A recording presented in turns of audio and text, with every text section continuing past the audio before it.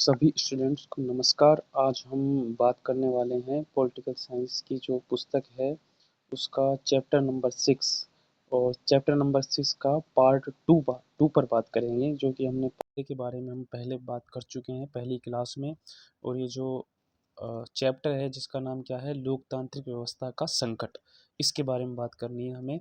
तो अभी जो हम पहले हमने बात की थी एक बार उसके बारे में थोड़ा सा रिवीजन जरूर करेंगे, क्योंकि तभी जाके उन चीज़ों को आगे जोड़ा जा सकेगा। ठीक है, तभी समझ में आएगा। तो रिवीजन जो है हम मात्र क्विकली करेंगे, 5-10 मिनट के अंदर अंदर कर देंगे। उसके बाद आगे से हम बढ़ते हैं इस पार्ट में आगे की ओर। ठीक है, तो देखो 1971 में मैंने आपको बताया था कि कांग्रेस जो है उसे भारी जीत मिली। जो 1967 के चुनाव हुए थे, कांग्रेस उन चुनावों में मतलब एक तरह से हम कह सकते हैं कि सरकार तो बना पाई, लेकिन उसे इतना अच्छा समर्थन नहीं मिल पाया था। लेकिन 1971 में उसे भारी जीत मिली। ठीक है, और इस जीत के बाद में अगर हम बात करें तो जीत तो मिली, लेकिन 1975 में कुछ ऐसी घटनाएं घट जाती हैं जिनके कारण भारत सरकार जो है वो 1975 में 25 जून 1975 को आपातकाल की घोषणा कर देती है। ठीक है, तो ये सारा कैसे हुआ, इसके क्या कारण थे, क्यों आपातकाल लगा, क्या ज़रूरी था आपातकाल का लगना, या भारतीय हम कह सकते हैं कि इसका इसका व्यवहारिक अर्थ क्या है, और फिर लग भी गया ये तो मान के चलो इससे हमने क्या सबक लिया। तो ये सारी चीज़ों के बारे में आज हमें बात करनी है। ठीक है, तो देखते हैं। देखो आपातकाल की पृष्ठभूमि में 3 मैंने स्तंभ बताए थे आपको, जिसमें मैंने आपको बताया था कि आपातकाल भारत में क्यों लगाया गया था, इसके कारण क्या थे। तो हमने ये कह सकते हैं 3 क्या 4 कारणों के बारे में हमने पहले बात कर ली, और एक 5वां कारण जो है वो आज हम पढ़ेंगे, न्यायपालिका से संघर्ष। और उसके बाद में जो है आपातकाल की घोषणा की जाती है। आपको 5 कारण ध्यान रखने हैं। कितने कारण ध्यान रखने हैं? 5 कारण। ठीक है, तो पहला कारण मैंने आपको बताया था आर्थिक संकट, है ना। आर्थिक संकट था क्योंकि लगातार जो है वस्तुओं की कीमतें जो हैं वो बढ़ती जा रही थी।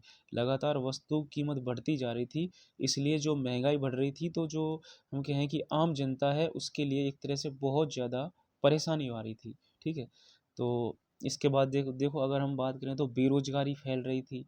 बेरोजगारी फैल रही थी, उसके साथ में देश में अर्थव्यवस्था है, वो देश की अर्थव्यवस्था धीरे धीरे चौपट होती जा रही थी। तो ये जो है ये सारी की सारी बातें आर्थिक संकट की वजह से ही थी। सारी की सारी बातें आर्थिक संकट की वजह से ही थी। और दूसरा ये था कि अमेरिका ने हमें सहायता देना बंद कर दिया था। ठीक है, चलो ये तो ठीक है, आगे देखते हैं फिर इसमें आगे। तो आपके जो दूसरा मैंने आपको बताया था वो था क्या नाम से, छात्र आंदोलन, छात्रों के द्वारा। और वो 2 राज्यों में चलाया गया था, एक तो आपके बिहार में और दूसरा आपके था गुजरात में। ठीक है, तो गुजरात में जो आंदोलन चलाया गया था लगभग दोनों में समानता ही थी, थोड़ा सा ही अंतर था। एक तो भ्रष्टाचार था, दूसरा महंगाई, बेरोजगारी के खिलाफ गुजरात और बिहार में छात्रों के द्वारा आंदोलन चलाया जाता है। ठीक है, तो इसके बारे में बात करेंगे थोड़ी सी। और उसके बाद में देखो, अब यहाँ पर यही बात है कि ये 5 कारण कैसे होते हैं। एक तो आर्थिक संकट, दूसरा आपके गुजरात का आंदोलन, तीसरा आपके बिहार का आंदोलन, और चौथा जो है आपके 1974 में रेल हड़ताल, जो कि जॉर्ज फर्नांडिस के नेतृत्व में चलाई जाती है ना। ये एक राष्ट्रव्यापी रेल हड़ताल थी। राष्ट्रव्यापी क्या थी? रेल हड़ताल। कैसी हड़ताल थी? राष्ट्रव्यापी रेल हड़ताल थी, जिससे कि क्या है यहाँ की जो अर्थव्यवस्था है इसके कारण ठप हो जाती है। ठीक है, तो ये हम 4 हो गए, 4 कारण। और 5वां जो कारण आपका है वो है न्यायपालिका से संघर्ष। इसके बारे में हम आगे इसमें आज पढ़ेंगे। ठीक है, तो अब देखो, इसको पहला आर्थिक स्तंभ था जिसे हम कह सकते हैं डोमिनोज इफेक्ट। 1971 से 74 के बीच में आता है। आपके 80 लाख शरणार्थी, जो आपने देखा कि भारत और पाकिस्तान का जब युद्ध होता है 1971 में, तो 80 लाख शरणार्थी भारत में प्रवेश कर जाते हैं, जिसके कारण भारत की स्थिति जो है यहाँ के लोगों की धीरे धीरे हम कहते हैं कि भारत की स्थिति पर एक तरह से बाहर पड़ता है। इसके बाद में अमेरिकी सहायता जो है वो बंद हो जाती है, क्योंकि अमेरिका तो जो है पाकिस्तान का साथ दे रहा था 1971 में। तो जो हमें सहायता अमेरिका से मिल रही थी, वो अमेरिका अपनी सहायता जो है हमें देना बंद कर देता है। और महंगाई जो है 1973 में 23% थी, जो 1974 में जाके 30% हो जाती है, 30% तक हो जाती है। और औद्योगिक उत्पादन जो है उसमें धीरे धीरे गिरावट आती जाती है, और बेरोजगारी जो है बढ़ती जाती है। और इसी हम बात करें तो इसी साल में अगर देखें तो मानसून की विफलता भी हमें देखने को मिलती है। कैसे कि अगर देखें तो देखो 1972 में और 1973 में मानसून असफल रहा, और इसके कारण जो है ना खाद्य उत्पादन की जो वस्तुएं हैं, उनमें जो कृषि की पैदावार की जो वस्तुएं हैं, उनमें हम कह सकते हैं कि 8% की कमी दिखाई दी। तो ये आपको ध्यान रखना है। ये आर्थिक हम कह सकते हैं, डोमिनोज इफेक्ट कह सकते हैं, आर्थिक संकट की कह सकते हैं इसको। इसके बाद में देखो आगे देखते हैं फिर, और थोड़ा आगे चलते हैं। तो आपके दूसरा जो कारण था वो था आपके, मैंने आपको बताया था कि गुजरात में छात्रों का आंदोलन। तो देखो वही समस्या थी कि क्यों चलाया गया ये आंदोलन, इसका कारण क्या था गुजरात में इस आंदोलन का चलने का। तो देखो छात्रों के द्वारा चलाया गया, खाद्यान्न की कीमतें लगातार बढ़ रही थी, तेल की कीमतें लगातार वृद्धि हो रही थी, है ना। उसके बाद में उच्च पदों पर क्या था, भ्रष्टाचार, है ना। इनके खिलाफ आंदोलन चलाया गया था, है ना। अब बात करते हैं कि इस आंदोलन में कौन कौन शामिल थे। देखो इस आंदोलन में पहले छात्रों के द्वारा चलाया गया था, बाद में इसमें जो है आपके क्या नाम से राजनीतिक जो पार्टियां हैं वो शामिल हो जाती है बड़े जोर शोर से, और आंदोलन जो है वो विकराल रूप ले लेता है, यानी आंदोलन हम कह सकते हैं कि बहुत बड़ा रूप ले लेता है। उसके बाद में देखो आगे देखें तो फिर कार्रवाई क्या की जाती है। देखो छात्र आंदोलन कर रहे हैं, उनके साथ में राजनीतिक पार्टियां भी हैं, तो सरकार क्या ऐसे देखते हुए बैठी रहेगी क्या। सरकार भी कुछ ना कुछ कार्रवाई करेगी। तो सरकार ने क्या कार्रवाई की, यहाँ पर लगा दिया राष्ट्रपति शासन। क्या लगा दिया, राष्ट्रपति शासन लगा दिया। और मैंने आपसे पहले पूछा था, लेकिन किसी ने भी कमेंट बॉक्स में अभी किसी ने उसका आंसर नहीं बताया मुझे, कि अनुच्छेद 352 जो है, कि राष्ट्रपति शासन कौन से अनुच्छेद के तहत लगाया जाता है राज्य में राष्ट्रपति शासन जो है कौन से अनुच्छेद के तहत लगाया जाता है, जो कि 352 के तहत लगाया जाता है। ये आपको बताना था, लेकिन आपने किसी ने भी बताया ही नहीं, ठीक है। चलो आगे देखते हैं। देखो इसमें कि केंद्र सरकार द्वारा गुजरात में राष्ट्रपति शासन दिया जाता है, और फिर जो विपक्षी दल थे, अब देखो विपक्षी दलों में अब कांग्रेस आर के सामने सबसे बड़ा विपक्षी दल जो है वो कौन सा था, आपके कांग्रेस ओ था, और उसका नेतृत्व कौन कर रहे थे, मोरारजी देसाई। तो मोरारजी देसाई जो है वो कहते हैं कि भाई आपने लगा दिया आपातकाल, और आपातकाल जब किसी राज्य में लग जाता है तो वहाँ पर तुरंत ही फिर चुनाव कराए जाते हैं। तो फिर आप चुनाव क्यों नहीं करा रहे हो, आप चुनाव कराओ। अगर आप चुनाव नहीं कराते हो तो मैं अनिश्चित काल के लिए भूख हड़ताल पर बैठ जाऊंगा, इस प्रकार की वो चेतावनी देते हैं। और इस चेतावनी के कारण ही सरकार जो है चुनाव कराती है, और ये चुनाव आपके 1975 में कराए जाते हैं, जिनका परिणाम ये होता है कि कांग्रेस चुनाव हार जाती है। यानी यहाँ पर कांग्रेस की सरकार थी, अब यहाँ से कांग्रेस चली जाती है। तो इसके बारे में हमने बात पहले भी कर ली थी। अब देखते हैं, देखो दूसरा जो मैं बताऊं, देखो तीसरा कारण, पहला कारण आर्थिक इफेक्ट था, आर्थिक आर्थिक कह सकते हैं संदर्भ में था। उसके बाद दूसरा कारण मैंने आपको बताया गुजरात आंदोलन, तीसरा होगा ये, है ना। ये तीसरा क्या होगा, बिहार आंदोलन। अब इनको दोनों को एक जगह कर दिया, नहीं बाकी इनको अलग करके हम लिख सकते हैं। तो आपको ध्यान रखना है, तीसरा क्या था, बिहार आंदोलन। अब देखो बिहार आंदोलन किसके नेतृत्व में किया गया था, जेपी यानी जयप्रकाश नारायण के नेतृत्व में 1974 में किया गया था। जबकि अगर उसके बारे में देखें ना, तो उसका नेतृत्व तो छात्रों के द्वारा किया गया था, लेकिन उसमें मोरारजी देसाई जो थे वो आगे थे, ठीक है। अब ये आंदोलन क्यों चलाया गया, तो देखो वही बात, अगर हम बात करें तो आंदोलन क्यों चलाया गया था, तो वही बात जो हमने वहाँ पर देखी थी, कीमतें लगातार वस्तुओं की बढ़ रही थी, बेरोजगारी भी लगातार बढ़ रही थी, भ्रष्टाचार बढ़ रहा था। इन सभी चीज़ों के खिलाफ छात्रों के द्वारा आंदोलन चलाया गया। अब देखो जब छात्र आंदोलन चलाते हैं तो इनके सामने एक ऐसा व्यक्ति जो है, ऐसा चेहरा आता है, जो इनको ऐसा लगता है कि ये आंदोलन को बहुत आगे आगे लेके लेके जा सकता है। और वो चेहरा जो था वो किसका था, जयप्रकाश नारायण का। और जयप्रकाश जो नारायण हैं वो राजनीति से एक तरह से हम कह सकते हैं कि दूर जा चुके थे और सामाजिक कार्यों में लगे हुए थे। पर जब छात्रों के द्वारा रिक्वेस्ट की जाती है, छात्रों के द्वारा अनुमोदन किया जाता है, तो फिर जाके जयप्रकाश नारायण इस आंदोलन में भाग ले लेते हैं, छात्रों के द्वारा जब बुलाया जाता है। पर जयप्रकाश नारायण जो है वो दो शर्तें रखते हैं। पहली ये शर्त होती है कि आंदोलन अहिंसक होगा, यानी हिंसा नहीं होगी आंदोलन में, पहली शर्त इनकी ये थी। और जो दूसरी शर्त थी, आंदोलन सिर्फ बिहार तक नहीं रहेगा, आंदोलन जो है पूरे भारत में होगा, राष्ट्रीय स्तर का आंदोलन होगा। छात्र जो है इनकी मांगों को मान लेते हैं और उसके बाद में ये आंदोलन में शामिल हो जाते हैं। और जब ये आंदोलन में शामिल होते हैं तो उसके बाद में एक नारा भी देते हैं, संपूर्ण क्रांति यानी टोटल रिवॉल्यूशन का ये नारा देते हैं और कहते हैं कि भाई सरकार जो है, बिहार की सरकार को बर्खास्त कर देना चाहिए, समाप्त कर देना चाहिए, इस प्रकार की ये बातें कहते हैं। अब ये दोनों में अंतर है, थोड़ा सा ध्यान रखना है आपको। एक 74 में होता है, ये जनवरी 74 में, ये मार्च 74 में। कीमतें और भ्रष्टाचार इसमें भी था, इसमें भी था, ठीक है। यहाँ पर बेरोजगारी हो जाती है, वैसे बिहार और वैसे क्या होगा, बेरोजगारी। तो आपको ध्यान रखना है, कीमतें और भ्रष्टाचार तो उसमें भी था, लेकिन इतना डीपली आपसे क्वेश्चन नहीं पूछेगा, लेकिन फिर भी आप उसको थोड़ा सा अलग करके लिख सकते हो। वैसे बिहार, वैसे बेरोजगारी, बाकी कीमतें वहाँ पे भी थी और भ्रष्टाचार वहाँ पे भी था और यहाँ पे भी है, ठीक है। अब इसके नेताओं की बात करें तो सीधी सीधी बात है, बिल्कुल बहुत ही आपको अच्छे से इसको समझ सकते हो कि गुजरात में तो क्या थे आपके, मोरारजी देसाई। कौन था गुजरात में, मोरारजी। देखो गुजरात और मोरारजी देसाई दोनों एक से नाम लगते हैं, ठीक है। उसके बाद में आपको ध्यान रखना है, वैसे बिहार को ध्यान रखना है और जयप्रकाश नारायण को ध्यान रखना है ना।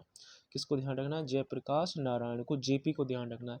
तो बिहार से तो थे जयप्रकाश नारायण और गुजरात से थे मोरारजी देसाई। और ये वही मोरारजी देसाई हैं जिन्होंने प्रधानमंत्री, इंदिरा गांधी और मोरारजी देसाई दोनों के बीच में ये था कि कौन प्रधानमंत्री बने, दोनों ही प्रधानमंत्री की दौड़ में शामिल थे।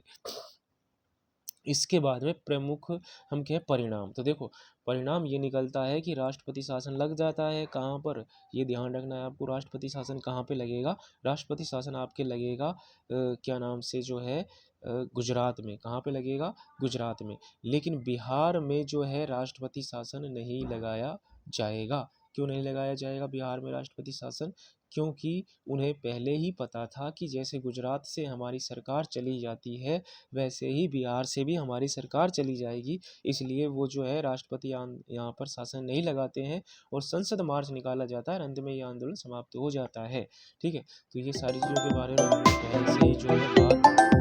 अब इन दोनों आंदोलनों में देखें तो दोनों आंदोलनों के बारे में इंदिरा गांधी के द्वारा क्या कहा गया। तो देखो इंदिरा गांधी के बारे में ये कहा गया कि ये आंदोलन जो है वो कांग्रेस विरोधी है। इंदिरा गांधी का मानना था कि ये आंदोलन सरकार के खिलाफ नहीं बल्कि उनके नेतृत्व के खिलाफ चलाए जा रहे हैं। इसके बाद में देखते हैं थोड़ा सा आगे। अब इसके बाद में जो है आपके क्या नाम से चौथा चौथा जो कारण है, यानी आपातकाल की पृष्ठभूमि का चौथा जो कारण था वो आपके कौन सा था, रेल हड़ताल। यानी रेल कर्मचारियों के द्वारा हड़ताल चलाई जाती है 1974 में।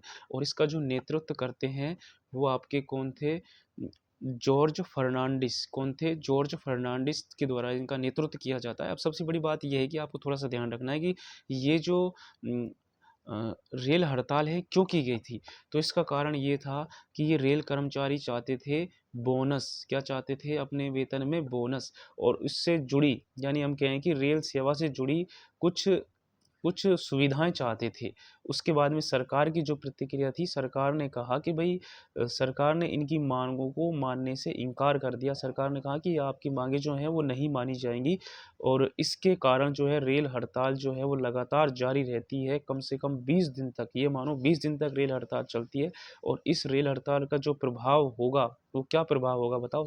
जो वस्तुएं हैं वो एक स्थान से दूसरे स्थान पर जा नहीं पाएंगी। रेल लाइनें जो हैं उनकी सुरक्षा बढ़ गई और अर्थव्यवस्था जो है वो क्या हो गई, ठप हो गई। क्या हो गई, अर्थव्यवस्था ठप हो गई। इसलिए ठप हुई ना क्योंकि अब जो है वस्तुएं एक स्थान से दूसरे स्थान पर आएंगी नहीं। तो इस प्रकार से जो है वो अर्थव्यवस्था ठप हो जाती है और रेल लाइनों की सुरक्षा बढ़ाई गई क्योंकि ताकि पटरियों को हटाया नहीं जा सके आंदोलनकारियों के द्वारा। और उसके बाद में फिर सरकार के और इन कर्मचारियों के बीच में समझौता हो जाता है और ये जो है रेल हड़ताल समाप्त हो जाती है। तो इसके बारे में हम पहले बात कर चुके हैं। और इसके बाद देखो अब बात करते हैं हम, यानी हमारी हमें कम से कम नहीं तो ये मानो कि अब जो हमारा पांचवा कारण है वो हमारा लास्ट कारण है, पांचवा। और यहाँ से हम अब आगे चलते हैं। इससे अभी जो हम बातें कर रहे थे वो सारी की सारी बातें हमने पहली जो क्लास में बातें की थी वो थी, ठीक है। अभी जो आपका अगर हम बात करें तो जो पांचवा कारण है ये आपको बहुत अच्छे से ध्यान रखना है क्योंकि ये मान लो कि इसी पांचवें कारण की एक तरह से हम कह सकते हैं कि आग में घी डालना वो काम हुआ है, ठीक है। और ये सारी जो आपको इस प्रकार से नोट्स जो दिखाए गए हैं ये सारे के सारे नोट्स जो हैं किताब के अकॉर्डिंग ही हैं, सारे के सारे जो नोट्स हैं उनके अकॉर्डिंग बनाए हुए हैं। बस इनको इस तरीके से बनाया है ताकि आपको ये अच्छे से समझ में आ जाए, इस तरीके से बना के किया गया है, ठीक है। अब देखते हैं पांचवा कारण, ठीक है। तो कार्यपालिका बनाम न्यायपालिका, यानी हम कह सकते हैं कार्यपालिका बनाम न्यायपालिका, यानी न्यायपालिका से संघर्ष। देखो सीधी सीधी बात है, इसको यहाँ पर थोड़ा सा चेंज करके किया गया है और लिखा गया है कार्यपालिका बनाम न्यायपालिका, जबकि हमारी जो बुक है उसमें ये स्पष्ट रूप से दिया गया है न्यायपालिका से संघर्ष। अगर आपके क्वेश्चन आए बोर्ड में, अगर मान के चलो बोर्ड में क्वेश्चन आता है न्यायपालिका बनाम कार्यपालिका संघर्ष के बारे में 3 बातें बताइए, तो हमें ये सारी बातें लिखनी होंगी जिनके बारे में अब हम बात करेंगे। या फिर आपसे ऐसे क्वेश्चन पूछा जाए कि न्यायपालिका से संघर्ष के बारे में बताइए, या फिर आपसे क्वेश्चन ऐसे पूछा जाए कि न्यायपालिका और सरकार का संघर्ष क्या था। तो कहने का मतलब कैसे बदल सकता है, लेकिन आपको हर तरीके से आंसर देने के लिए तैयार रहना है, ठीक। अब देखते हैं, देखो इसमें पहला, यानी पहली जो बात है वो आपके ये है कि क्या क्या संसद जो है मौलिक अधिकारों में कटौती कर सकती है। ये संसद के द्वारा कहा गया, क्या संसद मौलिक अधिकारों में कटौती कर सकती है। देखो एक चीज आपको ध्यान रखनी, पहले ये क्लियर करते हैं।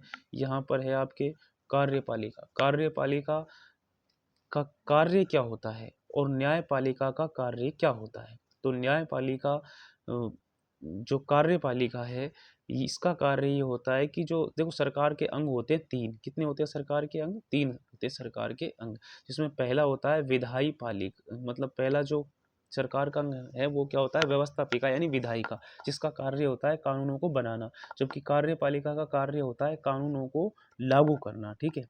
और न्यायपालिका का कार्य होता है उन कानूनों की जांच करना, ये होता है, ठीक है। तो अब यहाँ पर जो अगर हम कहें तो कार्यपालिका भी यही है और व्यवस्थापिका भी यही है, सरकार ही है अधिकतर, तो यानी कार्य करने वाली कार्यपालिका वो सरकार से तो बनती है, विधायिका से तो बनती है, ठीक है। तो कार्यपालिका में आता कौन है, तो प्रधानमंत्री आता है, मंत्री परिषद आता है ना। और ये मंत्री, प्रधानमंत्री और मंत्री परिषद जो है ये किसका हिस्सा होते हैं, ये होते हैं आपके व्यवस्थापिका के, है ना, यानी संसद के, संसद यानी विधायिका के। तो यहाँ पे थोड़ा सा इसको भी गौर करना है, ठीक है। अब कार्यपालिका और न्यायपालिका के बीच में संघर्ष जो है, उन दोनों के बीच में क्या सवाल जवाब होते हैं उनके बारे में है। तो देखो संसद संसद जो है वो क्या कह रही है, क्या मौलिक अधिकारों में कटौती की जा सकती है। तो देखो न्यायपालिका का जवाब आया कि संसद जो है वो मौलिक अधिकारों में कटौती नहीं कर सकती। क्या आया जवाब, मौलिक अधिकारों में कटौती नहीं कर सकती, ठीक है, ये कहा गया। और ये आपके कब कहा जाता है बताए, 1973 से लेके और 1973 के बीच की 1973 और 75 के मध्य की बात है ये, ठीक है, यानी आपातकाल लगा ना उससे पहले की बात है ये, ठीक है। तो पहला पॉइंट तो ये हो गया कि क्या क्या संसद मौलिक अधिकारों में कटौती कर सकती है, न्यायपालिका ने कहा भैया नहीं कर सकती। उसके बाद देखो दूसरी बार क्या कहा संसद ने, क्या संसद संविधान में संशोधन करके संपत्ति के अधिकार में काट छांट कर सकती है। तो वही न्यायपालिका ने कहा कि भैया बिल्कुल नहीं कर सकती, न्यायपालिका ने कहा बिल्कुल नहीं कर सकती, ठीक है। उसके बाद देखो तीसरी जो बात थी वो क्या थी, क्या संस क्या स, क्या नीति निर्देशक सिद्धांतों को प्रभावी बनाने के लिए मौलिक अधिकारों को कमी की जा सकती है। न्यायपालिका ने कहा भाई नहीं की जा सकती। अब देखो यहाँ पर आप इस चीज को देख सकते हो, ठीक है, जो भी बातें कार्यपालिका के द्वारा कही जा रही हैं, यानी सरकार के द्वारा कही जा रही है, यानी संसद के द्वारा कही जा रही हैं, उन सारी बातों के बारे में नकारात्मक प्रभाव जो है, यानी सभी बातों को नकार कौन रहा है, न्यायपालिका। सारी 3 बातें कही गई हैं संसद के द्वारा, है ना, उन तीनों बातों को ही मतलब हम कह सकते हैं इनकार कर दिया गया, किसके द्वारा, न्यायपालिका के द्वारा। तो इन दोनों के बीच में द्वंद्व दिखाई दे रहा है ना, आपस में संघर्ष दिखाई दे रहा है। एक कह रहा है कि भाई ऐसा करना चाहिए, दूसरा कह रहा है कि ऐसा नहीं करना चाहिए, ठीक है। तो दोनों के बीच में हम कह सकते हैं कि यहाँ पर मतभेद हो गया, दोनों में क्या हो गया, मतभेद। ठीक है, दोबारा से एक बार और देखते हैं, क्या संसद मौलिक अधिकारों में कटौती कर सकती है? देखो, कटौती का मतलब ये होता है कि मौलिक अधिकारों में कुछ हटाना या कुछ जोड़ना, जबकि न्यायपालिका ने कह दिया कि भैया ऐसा नहीं कर सकते आप। ठीक है, यानी न्यायपालिका ने ये कहा कि आप संसद के मौलिक अधिकारों को न तो हटा सकते हो, न और इसमें कुछ काट छांट कर सकते हो, ये कहा न्यायपालिका ने। फिर दोबारा संसद ने कहा संविधान संशोधन करके, चलो आपने कहा कि नहीं कर सकते, है ना, न्यायपालिका कह रही नहीं कर सकते, तो संसद कह रहा है कि भाई हम संविधान में संशोधन कर देंगे, यानी कॉन्स्टिट्यूशन अमेंडमेंट कर देंगे, संविधान में संशोधन कर देंगे, और संपत्ति के अधिकार में काट छांट कर सकते हैं कि उसको हटा सकते हैं क्या? तो भाई न्यायपालिका ने कह दिया कि आप ये भी नहीं कर सकते, ये भी आप नहीं कर सकते, है ना। अब देखो ये ऐसा क्यों कहा गया कि न्याय संपत्ति के अधिकार के लिए, इसलिए कहा गया था क्योंकि राष्ट्र के विकास में बाधक था, क्योंकि जब भी किसी की हम कहें कि संपत्ति से रेल लाइन बिछाई जाए, या फिर हम ये कहें सड़क बनाई जाए किसी भी कहें खेतों में या किसी भी जमीन पर, किसी की भी जमीन पर, तो जब संपत्ति का अधिकार था तो ये लोग सर्वोच्च न्यायालय में चले जाते थे और वो काम रुक जाता था। इसी वजह से सरकार कह रही थी कि भाई संपत्ति का अधिकार को हम हटा दें, तो इन्होंने कह दिया नहीं हटा सकते आप तो बस। ठीक है, उसके बाद में देखो फिर कहा गया क्या नीति निर्देशक सिद्धांतों को प्रभावी बनाने के लिए मौलिक अधिकारों में कमी की जा सकती है? देखो नीति निर्देशक जो होते हैं, मैंने पहले भी इन चीज़ों के बारे में जिक्र किया है कि नीति निर्देशक होते हैं समाज कल्याण के लिए बात करते हैं, समाज के कल्याण की बात करते हैं नीति निर्देशक तत्व। तो ये कह रहे हैं कि भाई संसद कह रहा है कि नीति सिद्धांतों को प्रभावी बनाने के लिए मौलिक अधिकारों में कमी की जा सकती है क्या? मौलिक अधिकारों में से किसी को हटाया जा सकता है? इसने कह दिया नहीं हटाया जा सकता भैया। तो कहने का मतलब है बिल्कुल मतभेद है, सरकार कुछ कह रही है, कुछ कह रही है, और हम कहें कि जो ये आपके क्या नाम से न्यायपालिका ये कुछ कह रही है, दोनों में मतभेद दिखाई दे रहा है साफ।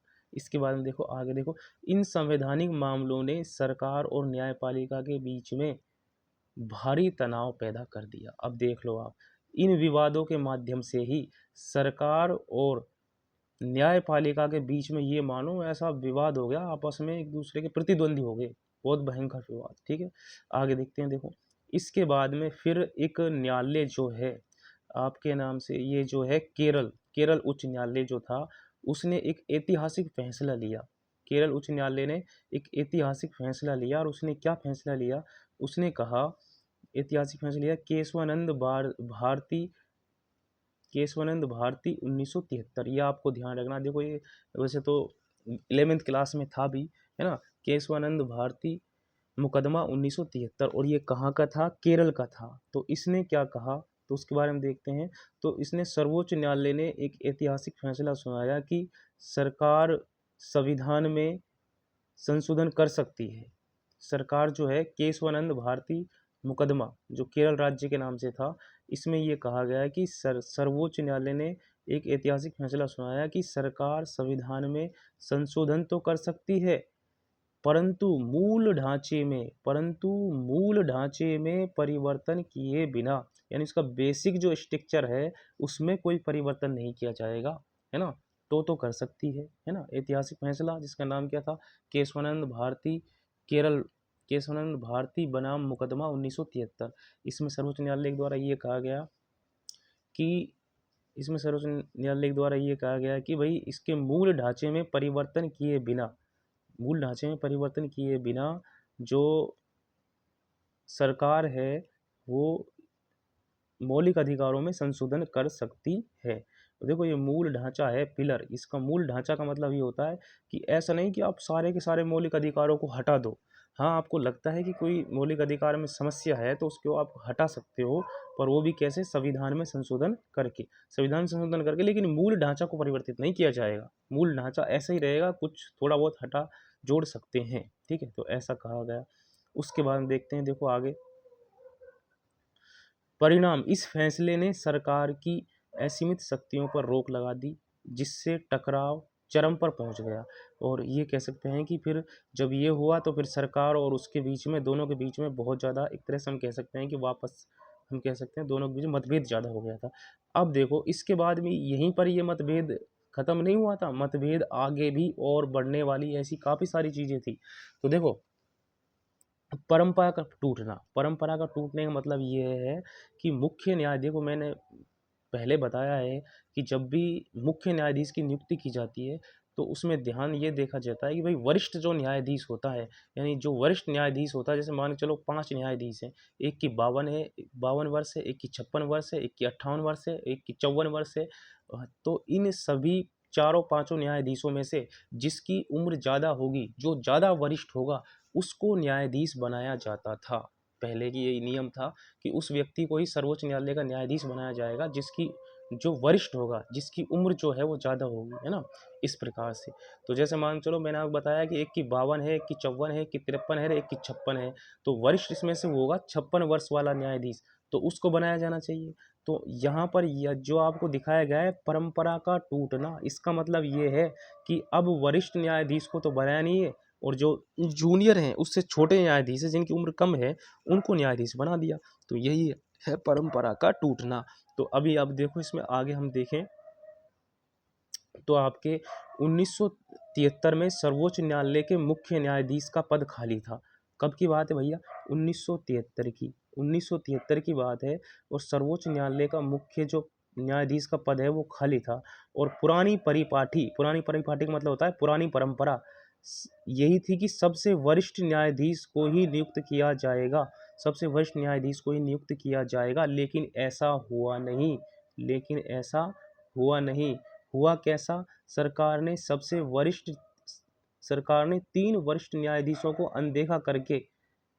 अनदेखे करके न्यायमूर्ति ए एन रे को मुख्य न्यायाधीश बना दिया।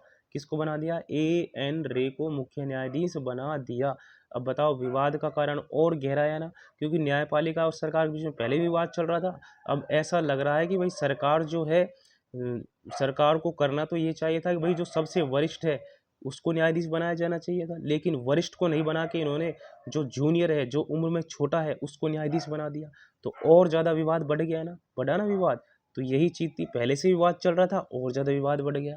अब देखो विवाद का कारण यह है, निर्णय पूरी तरह राजनीतिक था। अब देखो कारण इसलिए था क्योंकि ये निर्णय जो था पूरा राजनीतिक था, है ना, कि 3 वरिष्ठ न्यायाधीशों को छोड़ा गया और उन्होंने सरकार के खिलाफ, ये बहुत इंपॉर्टेंट है। देखो यहाँ पर अगर पूछा जाए कि ऐसा क्यों हुआ, है ना, तो ये आपको ध्यान रखना है कि यह निर्णय पूरी तरह राजनीतिक था। जिन 3 वरिष्ठ न्यायाधीशों को छोड़ा गया था, यानी जिनको बनाया नहीं गया था न्यायाधीश, उन्होंने सरकार के खिलाफ मूल ढांचे के फैसले दिए थे। सरकार के खिलाफ कैसे फैसले दिए थे? मूल ढांचे के। यानी अब देखो सीधा सीधा मैं ऊपर लेके चलूँ आपको वापस से, यानी जो यहाँ पर ये न्यायाधीश थे, ये जो यहाँ पर ये न्यायाधीश थे आपके,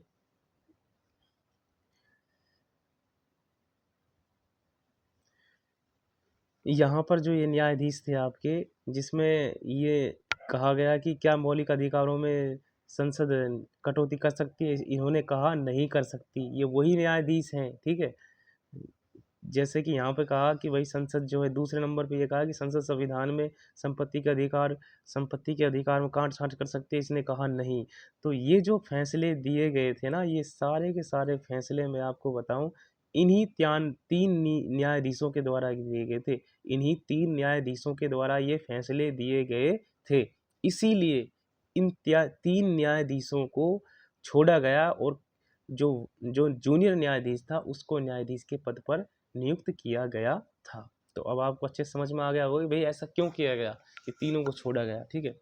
अब असली हम कह सकते हैं कि चिंगारी जो है, वो एक तरह से कह सकते हैं कि आग में जो घी डालने का काम हुआ, वो ये था कि इलाहाबाद उच्च न्यायालय जो था, ध्यान रखना बहुत ज़्यादा इम्पोर्टेंट है ये, यानी हम कह सकते हैं कि तात्कालिक कारण क्या हो सकता है। अगर आपसे ये पूछा जाए ना कि भाई जो आपातकाल लगाया था 25 जून 1975 को, है ना, जो हम कह सकते हैं कि 25 जून 1975 को आपातकाल लगाया गया था, उसका तात्कालिक कारण क्या था, यानी आग में घी डालने का काम जो ये था कि इलाहाबाद उच्च न्यायालय का फैसला आया। इलाहाबाद उच्च न्यायालय का क्या आता है? एक फैसला आता है और इस फैसले में ये कहा जाता है कि इंदिरा गांधी जो है, इन्होंने जो 1971 का चुनाव लड़ा था, इस चुनाव में इन्होंने सरकारी कर्मचारी जो थे उनकी सेवाओं का गलत तरीके से लाभ उठाया है, फ़ायदा उठाया है और इन्होंने गलत तरीके से चुनाव को जीता है। इसलिए इनका जो है इनका जो निर्वाचन वहाँ से है, यानी हम कह सकते हैं सदस्यता को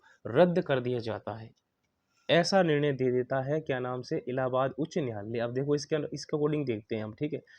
तो यहाँ पर देखो न्यायाधीश कौन थे जिन्होंने ये फैसला दिया था, वो था आपके जगमोहन लाल सिन्हा। ये आपको ध्यान रखना है अच्छे से, कौन सा न्यायाधीश था, जगमोहन लाल सिन्हा, ठीक है। अब ठीक है, फैसला तो दिया है जगमोहन लाल सिन्हा ने, लेकिन इस मामले को न्यायालय में कौन लेके गया, याचिका किसने दर्ज कराई इस मामले के लिए, तो वो कौन थे, समाजवादी नेता राज नारायण। कौन थे, राज नारायण। यानी राज नारायण जो थे, ये इस मामले को लेके जाते हैं कहाँ पर, न्यायालय में। कहाँ पर लेके जाते हैं राज नारायण, न्यायालय में लेके जाते हैं।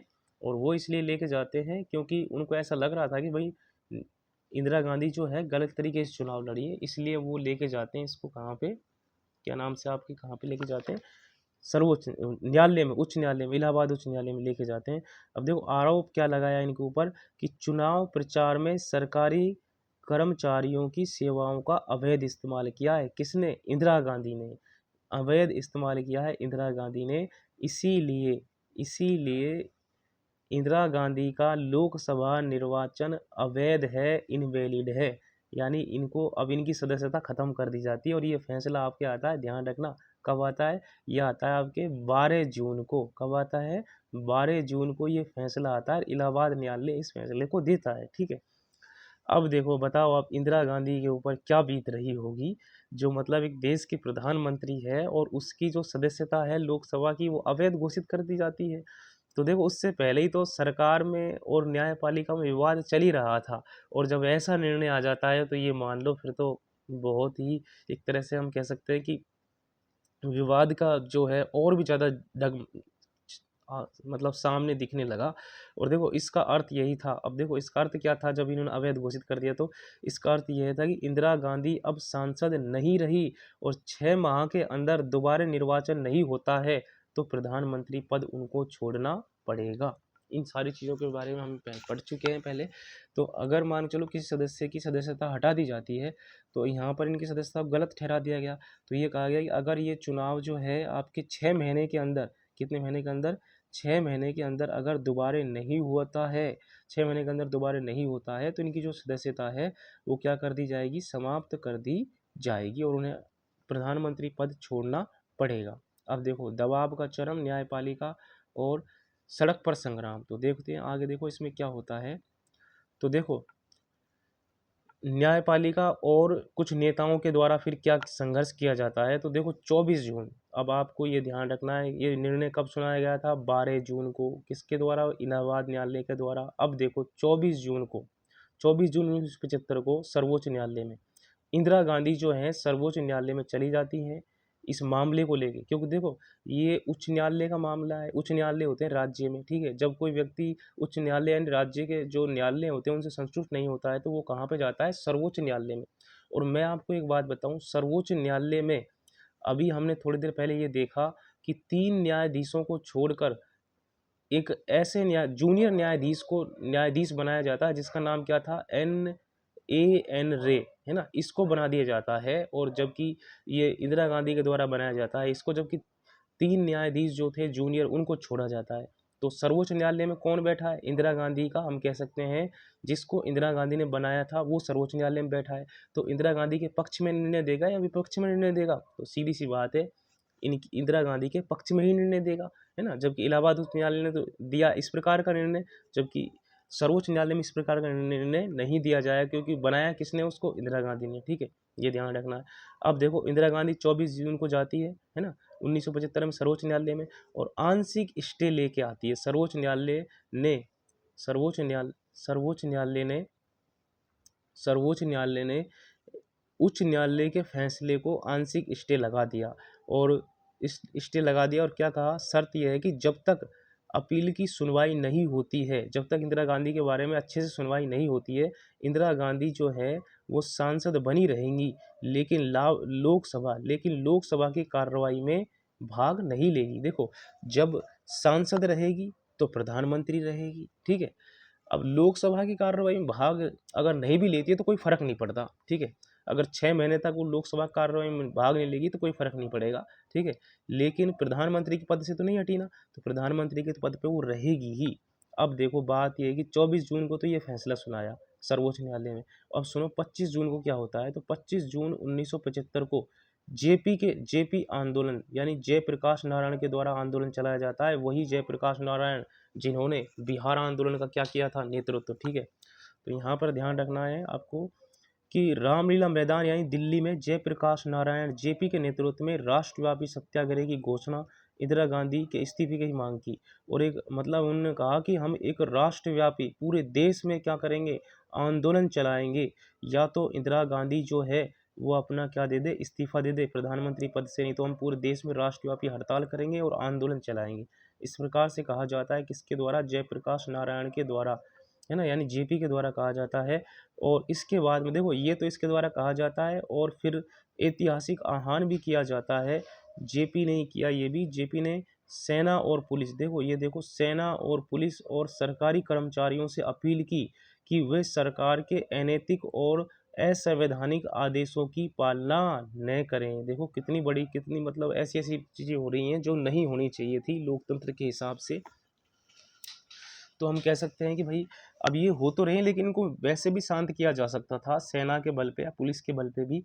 तो जयप्रकाश नारायण ने एक तो क्या किया था कि भाई ये कहा कि मैं एक राष्ट्रव्यापी हड़ताल करूंगा, है ना, और पूरे देश में, और इंदिरा गांधी के इस्तीफे की मांग कह दी थी। और दूसरा ये कहा इसने कि भाई जो पुलिस, देखो कितनी बड़ी बात कही, कि जो पुलिस है, पुलिस और सरकारी कर्मचारी से अपील की कि वो जो हैं सरकार के अनैतिक और असंवैधानिक आदेशों की पालना नहीं करें। यानी सीधे सीधे ये कहा कि पुलिस भी सरकार की बात को नहीं माने, सरकार की बात को नहीं माने, और कर्मचारी भी सरकार कुछ जो भी कहे उसकी बात को नहीं मानना है, यानी उनके अनुसार कार्य नहीं करना है। ये सारी बातें कहीं। अब जब ये बातें कहीं तो सीधी सी बात है, देश की एक तरह से एक व्यवस्था जो है वो सरकार के खिलाफ जा रही थी, और सरकार के खिलाफ जा रही थी तो आता है वो दिन, कौन सा, 25 जून की रात का दिन, आधी रात का दिन था, और इंदिरा गांधी जी के द्वारा आपातकाल की घोषणा कर दी जाती है अनुच्छेद 352 के तहत। अब आपको बताना है अनुच्छेद 352 जो है ये क्यों लगाया जाता है, मतलब किस आधार पे लगाया जाता है, ये आपको बताना है। कब लगता है अनुच्छेद 352, इसका आंसर आपको कमेंट बॉक्स में डाल के देना है कि अनुच्छेद 352 जब लगता है, ठीक है। अब देखो 25 जून 1975 की रात को सरकार ने दावा किया कि देश में अंदरूनी गड़बड़ी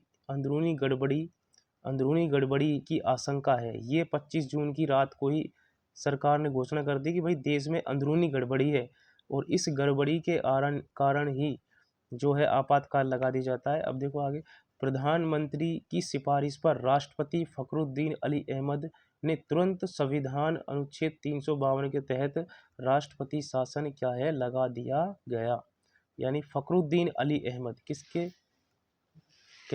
किसने लगाया आपातकाल, फखरुद्दीन अली अहमद के द्वारा लगा दिया जाता है। उस समय वो राष्ट्रपति थे, अनुच्छेद 352 लगा देता है।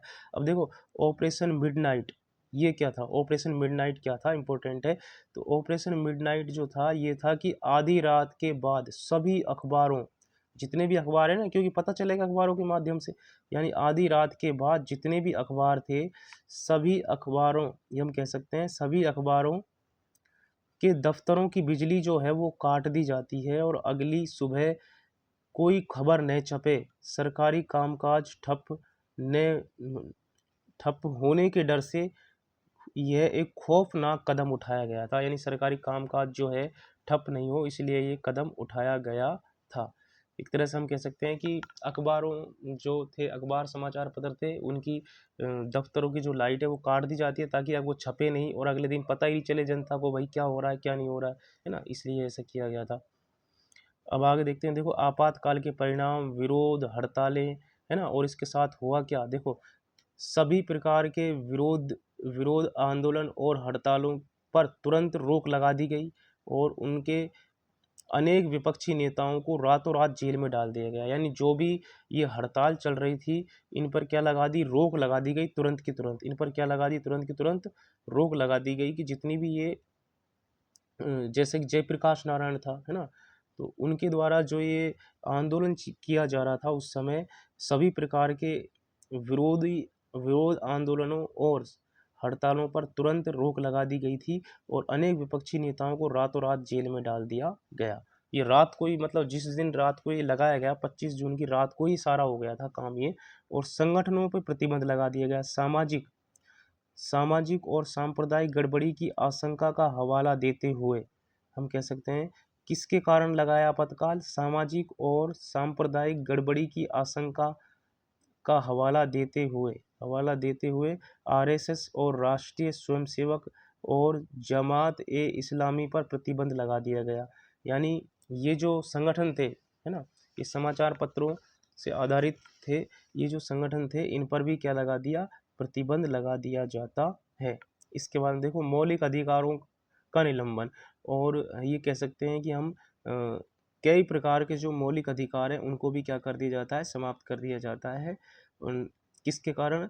आपातकाल के कारण। यानी हम कह सकते हैं कि अधिकारों को लागू करने के लिए न्यायालय का रास्ता भी बंद कर दिया जाता है। क्योंकि देखो अनुच्छेद 32 जो है वो मौलिक अधिकारों को रक्षा करता है। हम कहते हैं कि संविधान की आत्मा कहलाता है। जब भी किसी प्रकार के मौलिक अधिकार का हनन होता है तो अनुच्छेद 32 के तहत 5 प्रकार रिट जारी की जाती है। तो एक तरह से ये कह दिया जाता है कि अगर मौलिक अधिकारों का हनन होगा तो न्यायपालिका भी उस पर सुनवाई नहीं करेगी। यानी एक तरह से कह सकते हैं मौलिक अधिकारों को भी समाप्त कर दिया जाता है। अब देखो इसको अंधकार युग, निवारक नजरबंदी और न्यायपालिका का संपर्ण भी कहा जाता है। ठीक है, कह सकते हैं इसको। तो यहाँ पर देखो यही तो बात है जो मैंने अभी आपको बताई ना, कि अंधकार का युग, या फिर हम कह सकते हैं निवारक नजरबंदी और न्यायपालिका का संपन्न। यानी गिरफ्तार जो है उसको किसी व्यक्ति को, निवारक नजरबंदी मतलब है किसी व्यक्ति को शक के आधार पर गिरफ्तार कर लेना और उसके लिए अपील और दलील नहीं की जाती है। तो निवारक नजरबंदी का मतलब देखो इधर सरकार ने इसका बड़े पैमाने पर इस्तेमाल किया, यानी आगे देखें, देखो इसमें किसी भी व्यक्ति को हम कह सकते हैं किसी व्यक्ति को अपराध किए बिना शक के आधार पर गिरफ्तार किया जा सकता था। ठीक है, और इसके लिए बंदी जो प्रत्यक्षीकरण है उस पर पूरी तरह हम कह सकें कि प्रतिबंध लगा दिया गया। देखो बंदी प्रत्यक्षीकरण क्या होता है? गिरफ्तार राजनीतिक कार्यकर्ताओं, उच्च अधिकारियों पर बंदी प्रत्यक्षीकरण याचिकाएं दायर की गई।